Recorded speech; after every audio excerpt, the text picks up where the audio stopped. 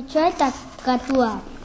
Egun batean otso batek katu bat ikusi eta harrapatu nahi zuen. Otsoak bere etxean planeatu zuen katua nola harrapatu. Lehenengo plana izan zen otsoa zuhaitz baten atzean ezkutatzea eta katua handik pasatzerakoan harrapatzea, baina katuak alde egin zuen.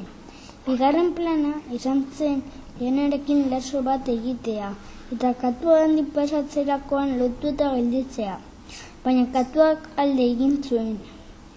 Hirugarren plana izan zen bi sartin jartzea eta katuak jaterakoan otsoak harrapatzea, baina katuak alde egin zuen. Laugarren plana izan zen lurraren zuhaitz baten ondoan zulo bat egitea eta orduekin tapatzea. Zuhaitz aizkora bat jarri eta katuak tranpan erotzerakoan aizkora erori eta katuari lepoa moztutzea, baina katuak alde egin zuen.